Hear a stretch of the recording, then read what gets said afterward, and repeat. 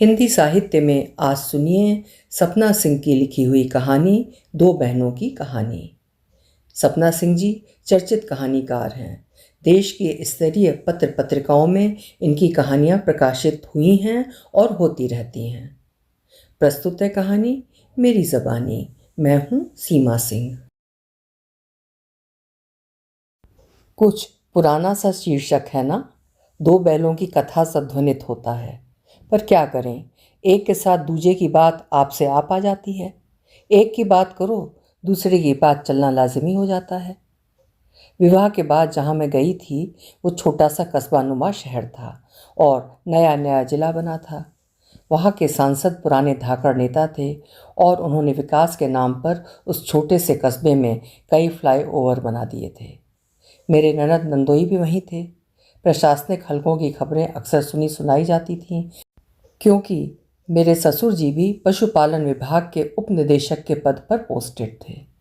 बातों बातों में पूर्व एसडीएम और उनकी पत्नी की भी बातें। अरे ये तो नंदिता दी हैं। अरे हाँ, यहीं तो थी वो 2 महीने पहले तक। आप जानती हैं? नंदोई जी आश्चर्यचकित थे। हाँ हाँ, बेबी दी की फ्रेंड थी। हमारा घरेलू संबंध था। इनकी बड़ी बहन संचिता जो अपर कलेक्टर हैं। हाँ हाँ, संचिता दी 1 साल सीनियर थी यूनिवर्सिटी में बेबी दी से। ननद और नंदोई से ही और भी बातें पता चली थीं। नंदिता दी के पति जितने ही फ्लेक्सिबल अधिकारी थे, उतने ही अड़ियल पति। उनके घर के नौकर चाकर, अर्दली, माली, आने जाने वाले कर्मचारियों से जो बातें निकल कर आती थीं, उनसे उनका चरित्र किसी इनसिक्योर्ड साइको व्यक्ति का सा लगता। बात बात में संचिता दी को झिड़कना, अपमानित करना, खाने की थाली पटकना, नौकरों के सामने ही हाथ उठा देना। कई बार पार्टी इत्यादि में डार्क मेकअप के बावजूद उनके चेहरे के निशान छुप नहीं पाए थे। एक बार उनके हाथ में फ्रैक्चर हो गया था। काम करने वाली महरी ने पड़ोसियों को बताया, साहब ने हाथ मरोड़ दिया था मेम साहब का। उस समय नंदिता दी के बारे में वो सब सुनकर बहुत अपसेट हो गई थी मैं। एकदम से दोनों बहनों का चेहरा आंखों के आगे नाचने लगा था। याद आ गई थी संचिता दी।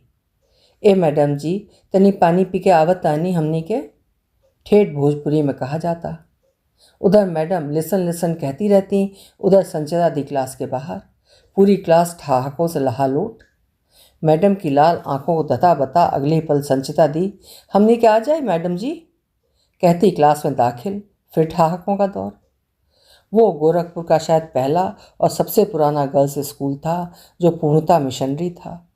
हर प्रतिष्ठित परिवार का अपने लड़कियों के लिए पहली प्राथमिकता में इस स्कूल का नाम होता। संचिता दी के पापा प्रमोटेड आईएएस थे, खासे रसूखदार, पर दोनों बहनों में जमीन आसमान का अंतर था। खूबसूरत तो दोनों ही थीं, भक्क गोरी, लंबी और सुघड़ नाक नक्शा। पर जहाँ संचिता दी थी जहीन धाकड़ व्यक्तित्व की स्वामिनी, वहीं नंदिता दी थी औसत, पढ़ाई लिखाई, स्वभाव, हर चीज़ में धीमे। उनके व्यक्तित्व में सौम्यता नहीं, दब्बूपन झलकता, पीछे चलने वालों जैसा एटीट्यूड। पर संचिता दी तो थी अग्रणी, कभी पीछे चलने वालों में नहीं, हमेशा कमांडिंग। 1986-89 तक यूनिवर्सिटी के इतिहास विभाग का शायद ही कोई ऐसा हो जो उन्हें भूला हो। अपनी तरह की एक ही तो थी वो। दूर से ही दीदी को हाँक लगाती, ए बेबिया, कहाँ बालू आजकल, दिखाइए नहीं देत बालू। चाची लोग ठीक बाली ना। सड़क पर खड़ी हो बतियाने लगती।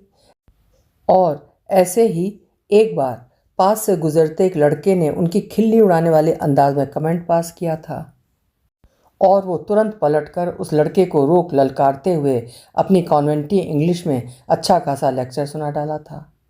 आखिर स्कूल के हर डिबेट कंपटीशन की विजेता रही थी वो, तभी तो सिस्टर डीना की फेवरेट थी। उनकी फर्राटेदार इंग्लिश सुन उन महाशय के चेहरे की जो रंगत हुई, उसे याद कर अगले कई दिनों दीदी लोग ठहाके लगाती रही थी। ऐसी थी संचिता दी, किसी भी परिस्थितियों को आसान बना देने वाली, कहीं भी भिड़ जाने वाली, पूरा लड़ाका। उनकी दबंगई की कुछ यादें तो अब भी चेहरे पर मुस्कान ला देती हैं। हम सब जुबली टॉकीज़ में राजू बन गया जेंटलमैन देखने गई थीं। खचाखच भरा हॉल। उन दिनों हम सभी सहेलियां शाहरुख की दीवानी थीं। भारी एक्साइटमेंट था, पर फिल्म शुरू होने के कुछ देर बाद ही दिमाग खराब हो गया। कुछ शोहदे पीछे बैठे थे, पीछे से पैर लगाते, कमेंट पास करते। सीट पर बैठे रहना कठिन हो रहा था, पर अगले ही पल अंधेरे हॉल में संचिता दी की कड़कती आवाज़ गूंजी, ठीक से बैठी रउरा सब, नहीं तो हमनी के ठीक से बैठावल आएला। लड़के तेवर दिखाते हुए बोले, हमने क्या किया? जब चप्पल पड़ी ना तब कुल याद आ जाई। सोझे से बैठ के फिल्म देखे कहा तब बताओ, ना ही फिर हमने के तोहरा सबन का फिल्म दिखाई। उसके बाद किसी ने चूं नहीं की। यूं भी संचिता दी शाहरुख की दीवानी थी, भला फिल्म में व्यवधान वो कैसे सहती। शाहरुख की फिल्म वो पूरा मगन होकर देखती। आज भी याद है जब दीवाना लगी थी, टीवी पर फौजी और सर्कस देखकर पगलाई हुई थी। जब कभी लाइट गोल होती वो बिजली विभाग पर गालियों की बारिश कर देती। फिल्म की शुरुआत में जब तक शाहरुख दिखा नहीं, मायूस हुई बैठी रहीं। जैसे ही शाहरुख की एंट्री हुई, हुर्रे करते हुए चिल्ला पड़ी, फिर दे सीटी पर सीटी। कुल मिलाकर उनके रंग ढंग ऐसे कि लड़के भी पानी भरें।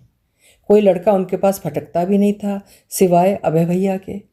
लंबे कसरती बदन के अभय भैया उनकी बुआ की तरफ से रिश्तेदारी में आते थे। अच्छी खासी जमींदारी थी, पर आईएएस का भूत सवार था। बीए एलएलबी इलाहाबाद से किए। अभी और कई साल रहते वहाँ पर पिताजी का देहांत हो जाने से उन्हें गोरखपुर वापस आ जाना पड़ा। फिलहाल उन्होंने भी एमए इतिहास में संचिता दी के साथ ही दाखिला लिया था। संचिता दी के लिए उनकी आंखों में स्नेह गाहे बगाहे छलक सा जाता था, और इस छलकने को रोकते भी नहीं थे। संचिता दी भी उनके सानिध्य में बड़ी कंफर्टेबल रहती थी। विश्वविद्यालय में लगभग सभी ने मान लिया संचिता और अभय जरूर जीवन साथी बनेंगे। दो बातें लगभग तय थीं, अभय भैया का आईएएस बनना और संचिता दी के साथ उनकी शादी। पर दोनों ही बातें शायद विधि को मंजूर नहीं थीं। कई बार सामने बिल्कुल साफ दिखती चीज़ें भी दरअसल वैसी नहीं होती जैसी दिखती हैं। संचिता दी की शादी में हम सब गए थे, मैं और मेरी सहेलियाँ, बेबी दी और उनकी सहेलियाँ, संचिता दी के क्लासमेट्स, पर अभय भैया नहीं आए थे। संचिता दी गोरी भक और कहाँ जीजा जी बिल्कुल तवे का उल्टा। पीसीएस अधिकारी जैसी कोई बात व्यक्तित्व में नहीं थी। न चाहते हुए भी अभय भैया का चेहरा आंखों के आगे आ जा रहा था। शादी के बाद एक बार आई थी संचिता दी हमारे घर। पूरी छनबन बनी हुई, कलाइयों तक चूड़ियाँ, भारी साड़ी, पीले सिंदूर से भरी मांग, जेवरों से लदी फंदी। आते आलता लगे पांव उठाकर सफ़ेद चद्दर बिछे पलंग पर बैठ गई थी। अब मेरी शादी का कुछ खामियाजा आप लोग भी भुगतो ना। जब मलमल कर चादर का रंग छोड़ाओगे तब न चाहते हुए भी हम याद आएंगे। अम्मा ने वो चादर वैसे ही उठाकर रख दी थी। संचिता दी के आलता लगे पैरों की छाप को धुलने देने में उन्हें अपशगुन सा लगा था। आज भी शायद अम्मा के किसी पुराने बक्स में वो चादर जस की तस पड़ी हो। बेबी दी की शादी नंदिता दी से पहले हुई थी। नंदिता दी की शादी में बेबी दीदी दिल्ली से आई थी। उसी शादी में संचिता दी से भी मिले थे हम लोग। साधारण शादीशुदा लड़कियों जैसा एटीट्यूड था उनका। पति और बच्चों में मगन स्त्री, उच्च अधिकारी पति, दो प्यारे बच्चे। उनकी मम्मी हंसती, ऊता ठीक बहिल महीनी जो लइके संचितवा के रंग पहिले बानी, नहीं तो नाने के लइकन जैसन लगत कुल। पता नहीं क्यों मुझे संचिता दी का वो सुखी स्त्री वाला रूप भाया नहीं था।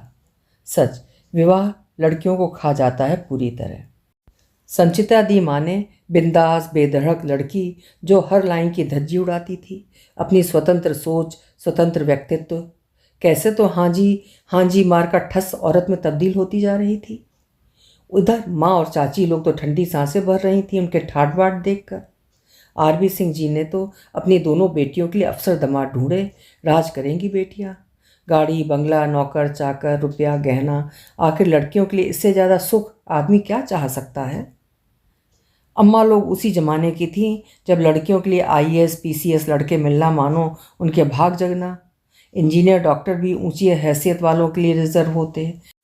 हम जैसे मध्यम वर्गीय परिवारों की लड़कियों के लिए प्रोफेसर, बैंक कर्मी, जमाता मिलना बड़ी बात होती थी। फिर बीच के कुछ वर्ष चुपचाप चले गए। हाँ, गोरखपुर आने पर बेबी दीदी मुझे लेकर संचिता दी के घर जरूर जाती थी। कभी संचिता दी आई होती तो उनसे मुलाकात हो जाती, कभी नंदिता दीदी से भी। अक्सर ऐसा होता कि नंदिता दी और बेबी दी कमरे में बंद हो जाती तो मुझे बोरियत होती। आखिर बच्चों के साथ कितनी देर मन बहलाती। फिर नंदिता दी की मम्मी का घुमा फिराकर मेरी शादी की बाबत पूछना भी मुझे नहीं सुहाता था। अब शादी में देरी हो रही थी तो मैं क्या कर सकती थी। पापा देख तो रहे हैं, सब लड़कियों की तरह एमए करते ना करते मेरी शादी नहीं हो पाई तो कौन सा आसमान फट पड़ा। यूं भी देख तो रही हूँ इन सभी शादीशुदाओं को, सबकी सब यूं हो गई हैं मानो शादी से पहले कि उनकी ज़िंदगी किसी दूसरे जन्म की बातें हों। नंदिता दी से मिलकर आने के बाद बेबी दी क्यों गुमसुम सी हो जाती थी, अब इतने वर्षों बाद जान पाई। बेबी दीदी कितनी बकबकही थी। अम्मा कहती पेट में पानी नहीं पचा सकती लड़की, पर अपनी सहेली की बातें कैसे तो पचा गई थी। लेकिन नंदिता दी क्यों सहती थी, अपनी बड़ी बहन से कुछ सीखा उन्होंने। शादी के 14 सालों के बाद पीपीएस क्वालिफाई किया था उन्होंने, ये खबर मैंने भी सुनी थी और उनके लिए संतोष से भर गई थी। आजकल के बच्चे वैसे कुछ मनचाहा कर लेने पा लेने पर कहते हैं ना चमक कर यस। बस वैसी ही कुछ अनुभूति हुई थी मुझे संचिता दी को लेकर। लगा था मैं भी बच्चों की तरह जोश में बोलूं यस, ये हुई ना बात। अरे गुड्डी, बेटे के स्कूल का वार्षिकोत्सव था, वहाँ संचिता दी चीफ गेस्ट थी। स्कूल के इनविटेशन कार्ड पर उनका नाम था। वो इस शहर में है मुझे पता था, पर इतना बड़ा शहर, और फिर पतिदेव का स्वभाव ऐसा था कि मेरे मायके की तरफ के परिचितों से मिलने मिलाने में उनकी कोई रुचि नहीं। विवाह के बाद लड़कियां बदल जाती हैं, ये तो खूब देखा सुना था, पर क्यों बदल जाती हैं इसकी दीक्षा विवाह के बाद बखूबी मिल गई थी।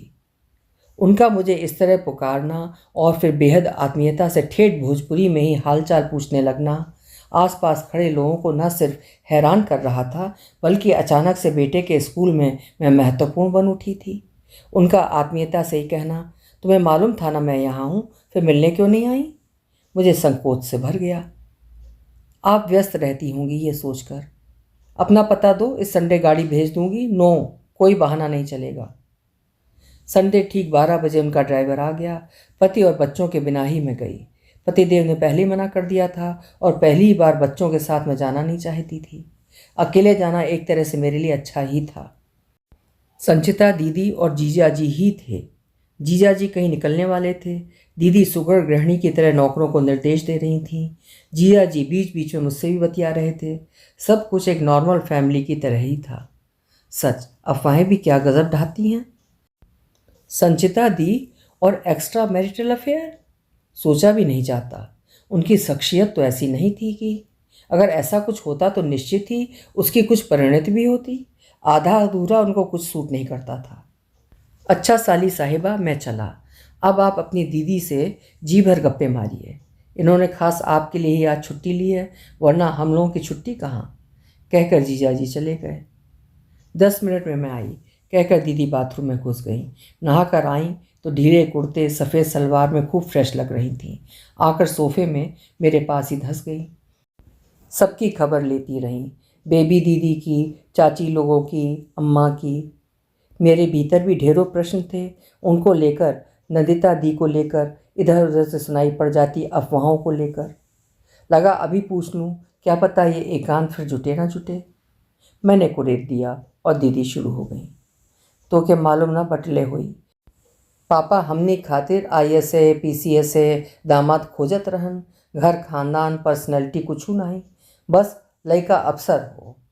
साधारण खेतिहर घरे के लइका रहन तो हर चीज़ा, ऊपर से सकलो सूरत व देखने बालू। रावण के खानदान से तनिको बेसे नहीं लागन। क्या दीदी आप भी, वो हो करके हंस पड़ी। हमार फोटो, एजुकेशन और पापा का पद देखले के बाद नाही के गुंजाइश रहबे नहीं कोई, बस ब्याह हो गई। हमऊ सकल सूरत से ज़्यादा पढ़ाई लिखाई पर जात रहनी, लेकिन बहुत जल्दी समझ में आ गई कि बड़का पढ़ाई पढ़ले से आदमी के बड़ मनाई होए की गारंटी नहीं होएला। बहुत जल्दी तोहरे जीजा के असली चेहरा हमरे समझ में आ गई।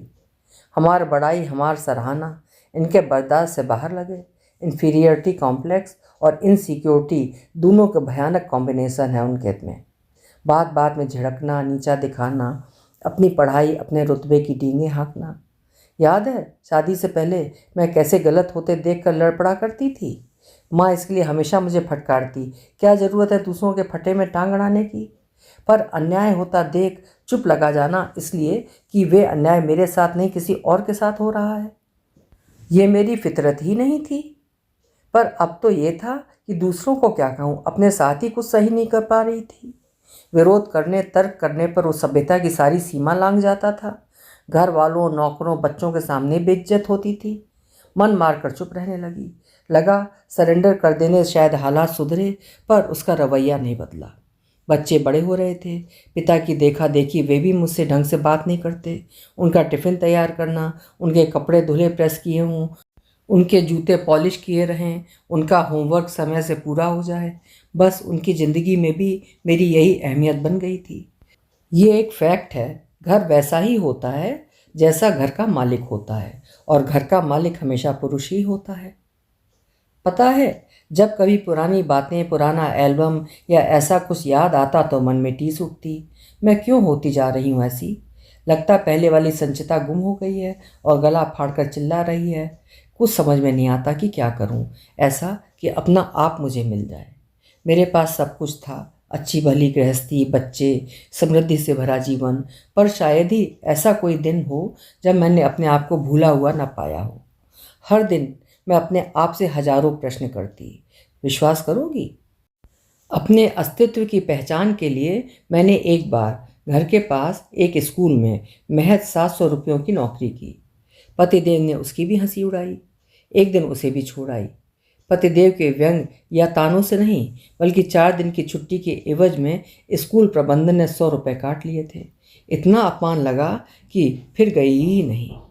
पर घर के भीतर रोज ब रोज अपमानित होना असह्य था।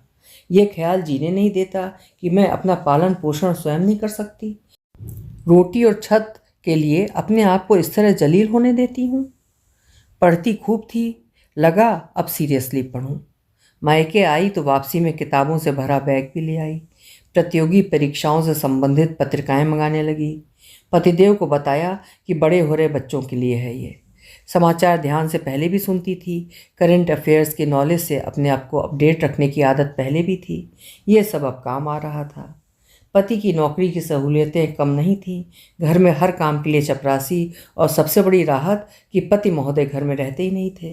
कभी दौरे पर, कभी मीटिंग में मैं निश्चिंत होकर पढ़ाई करती। ज़्यादातर दिन में कोशिश करती बच्चों के रहते किताबें, नोट्स ना खोलूं। पति और बच्चों के रहते किताबें छिपी रहती। एक फैक्ट और पता चला, हर औरत अपने ही घर में अपना एक छुपा हुआ कोना जरूर बनाती है। एक ऐसी भेद भरी जगह जिसका पता उसे अपनों से ही छुपा कर रखना होता है। मैंने पति की झिकझिक या गुस्से पर ध्यान देना बंद कर दिया था। कोशिश करती उन्हें पलट कर जवाब ना दूं और यथासंभव उनके सामने उनकी मन चाही दुम हिलाती पालतू कुतिया जैसा एहसास उन्हें दिलाऊं। 2 वर्ष मैंने जमकर मेहनत की। 1 वर्ष तो पाठ्यक्रम समझने, उससे संबंधित पठन सामग्री को इकट्ठा करने में ही लग गया। 1 वर्ष बाद जब मुझे पूरा कॉन्फिडेंस हो गया, तभी मैंने एग्ज़ाम के फॉर्म भरे। इसकी इजाज़त भी पति से ली। मेरा मन है एक बार असफल रही थी, पति ने इस बार भी दरियादिली दिखाई ताकि उनके तानों के तरकश में एक तीर और शोभा बढ़ाए। खैर, मैंने परीक्षा दी और आश्चर्य, पहली बार में प्रीलिम निकाल लिया। एकदम से घर का माहौल बदल ही गया। पतिदेव तो शॉक्ड थे, और बच्चे, अचानक मेरा स्टेटस उनकी नज़र में बढ़ गया।